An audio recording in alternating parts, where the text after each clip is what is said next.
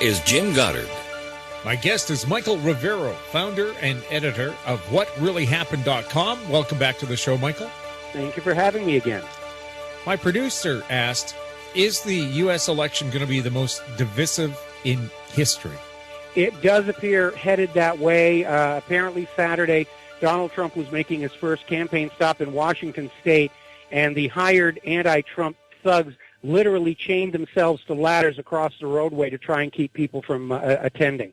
One of the local reporters who went there, because Linden is just across the border from Vancouver, they said they couldn't believe the police and military presence there. I'm really not surprised. They're still expecting there to be violence at the GOP convention, and the city of Cleveland has bought something like $750,000 worth of riot gear because it is apparent at this point that there is still going to be an effort to prevent Trump from achieving a first ballot victory, at which point the GOP leadership can simply throw him out and come forward with other suggestions.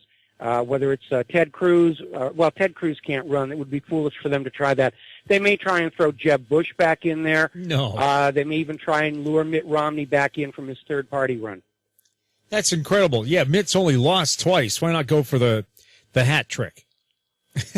Well, this is all about giving the White House to Hillary Clinton, because Hillary Clinton is in a position to blackmail pretty much everybody in the entire federal government. She knows where all the dead bodies are buried. She knows how they got to be dead bodies. And I have been hearing rumors that she has literally put out a message, unless she is made President of the United States, that she is going to basically go public on all the Clinton scandals, which tie in with politicians, corporations, the intelligence agencies, and just bring the whole government crashing down. So elect me or pay the price. Yeah, something like that. Well, it's not even an election. It's an anoint me, or coronate me. I was going to say, it reminds me of Napoleon putting the crown on his own head. Couldn't wait for the cardinal to do it, or the pope. Well, actually, that was a little more subtle, because Napoleon understood that the donation of Constantine, which had transferred the right of king-making from right of conquest to the church, was a forgery. And the church had created it in order to grab for themselves the authority to decide who would rule various countries. And it was a fraud, and it was suspected all along, and Napoleon knew it. So basically he wanted to send the message, no, the church does not have anything to do with my ascension to power. What skeletons are going to be revealed in Hillary's closet?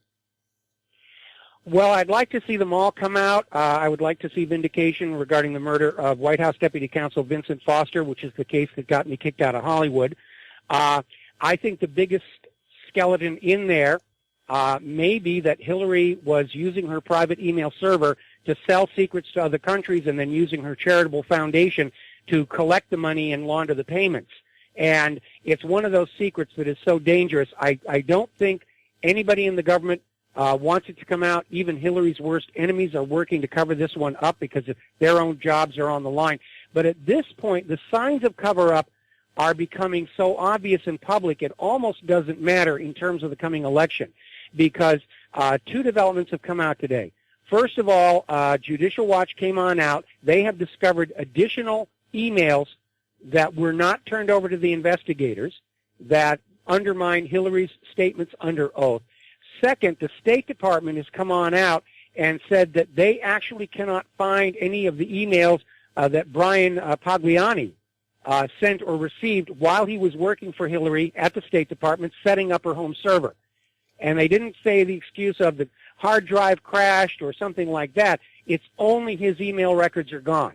So somebody went in and deleted them specifically. And, Brian appears to be cooperating with the investigation. He's got an immunity deal. When it gets this obvious, just the awareness of a cover-up is going to work very heavily against Hillary Clinton. As Richard Nixon said during his old downfall, it's not the crime that gets you, it's the cover-up. People just don't respond to signs of a cover-up. They feel like they're being treated like fools. Well, the American people are very forgiving. If you do something bad and you apologize and do your best to correct the mistake, I mean, look at all the celebrities who do really stupid things, and you shouldn't think that they'd ever have a job. A year later, they're just as popular as ever. But Hugh Grant's probably the best example where he apologized. And Bill Cosby the exception. Yes. And, if Bill would have said, yeah, I did stupid stuff, but back in the 70s, that's what you did to get a date, maybe people would have forgiven him. Well, I mean, Charlie Sheen made his whole career that way. He never hid anything. He said, yeah, this is the way I behave. I'm a bad boy, and people said, yeah, that's Charlie Sheen. No surprises.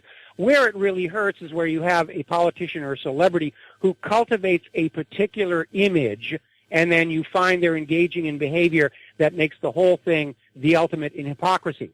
And I think that was what was working against Ted Cruz, who was out there with this moral, anointed by God, Christian, and then you find out he's, humping all these mistresses and one prostitute, probably from Deborah Palfrey's operation in Washington, D.C. And people can forgive the playing around because, according to statistics, half of married people are catching a little on the side anyway. But it's this idea of standing up and saying, I stand for moral rightness in certain things, and then you find out in their own life, no, they don't. Well, I find the more people bring religion and God into something, the more they probably have to hide. I think it's driven by the demographics. Our nation is in serious trouble economically. There's all these wars, and it's been noticed throughout history that the more stress a society is under, the more they tend to turn toward religion, both orthodox and occult. And you will see the percentage belief in subscription of religion going up and down, and it's usually paralleled by people who are getting involved in witchcraft and divination and so forth and so on. They're desperate to find something that gives them hope to get up the next morning. And I think the politicians recognize that, and they've been hitting the Bible-banging issue pretty hard this campaign. The Soviet Union opened up the churches during the Second World War. So, absolutely. Yeah. The U.S. government is trying to limit political comments on the Internet. Are shows like this just being a little too uncomfortable for them? Well, yeah, very much so. The idea is that back in the 1950s and 1960s, the government could lie to the corporate media. The corporate media would lie to the people on their behalf. Nobody would ask any questions, and ordinary people had no choice but to listen to what they heard on the radio or see what they saw on TV and newspapers and say, well, I guess that's what's going on. And those few individuals who knew the government was lying didn't have a voice. Now, the Internet and the independent media have changed that.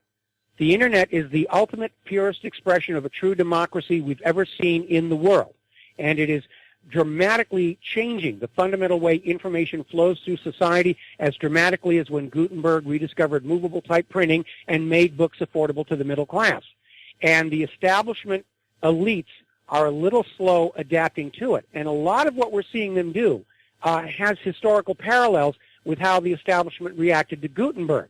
They tried to control it, they tried to ban it, they tried to limit it, and in the end, it all came down to a very simple evolution, if you will. Those institutions that could evolve and adapt to the new reality of a better informed public survived and perpetuated. Those institutions that couldn't went extinct. The problem we have here in the United States of America is that our government is carrying the accumulated burden of over 200 years of absolute whoppers told to the American people.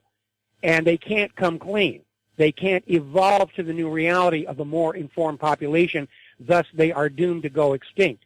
But in their death throes, they're going to do some really stupid things. And obviously, any attempt to limit political speech on the Internet is a direct violation of the First Amendment, because we have a right to freedom of speech. It's not given to us by the government. It is recognized by the government. And that right is there not for art galleries, not for exotic dancers. It is there to guarantee that we have a right to criticize the government without fear of repercussion. And that's what we're doing. We're criticizing the government. Obamacare was a disaster. Human-caused global warming was a hoax. And the government, which was so used to being able to lie with impunity back in the 1950s, they've lost that. That's the biggest single victory of the independent media right now. We have removed from the government and the corporate media their ability to lie with impunity to the public, and they don't know any other way to operate because they got away with it for so many years. They literally don't know another way to run a government. So now we're seeing talk about this. It'll never survive a Supreme Court challenge. You had an item saying the U.S. government was found by a court to have shown bad faith about global warming documents. Can you explain that? Yes, the White House Science Office came out with a statement several weeks ago. As you know, global warming is all about carbon dioxide, and carbon dioxide is going to be taxed and regulated. Back in March 20th, 2000, newspapers were saying snowfalls are now a thing of the past because that's what the global warming, the carbonistas were saying. And obviously we've had several record-setting winters since. We had a winter that stretched well into spring this year. In fact, it was snowing out in Palm Springs and on Beijing yesterday. And so this White House Science Office came out with this statement that global warming causes colder winters. Now, this has no basis in fact. So this oversight group, this private interest group, filed a public records request with the White House, saying, where is the supporting documentation that supports this idea that global warming leads to colder winters? And the White House stalled, and the judge said, you've got to come up with this. We're not talking military secrets or national security here. We're talking climate and weather. And if the documents exist, you've got to produce them. And if they don't actually exist, you've got to admit that. And so the whole thing came to a head where the federal judge said earlier today that obviously the White House is not acting in good faith, which is law speak for the White House is stonewalling the issue, which tells us once again that, yes, it was a lie. If you have a warming world, you get warmer winters. They're just coming up with all this nonsensical stuff about how the heat is hiding in the bottom of the ocean and, you know, the colder winters are caused by global warming. And they're just desperate to keep this hoax going because the U.S. administration never got the windfall of tax revenues they were hoping for from Obamacare. And right now, if they are not able to convince the American people to go along with the carbon tax, they're hovering at the edge of bankruptcy. In fact, this Puerto Rico default could literally put them over because the U.S. government was guarantor for Puerto Rican bonds. Puerto Rico has defaulted. The creditors are now banging on the door of the U.S. Treasury saying, you're on the hook now. We'll have more with Michael Rovera. To help finance the war, the Rockefellers National City Bank loaned the U.S. government $200 million. No income tax then existed. To help repay the loan, a telephone use tax was levied on the American people. It remained in effect for over a century.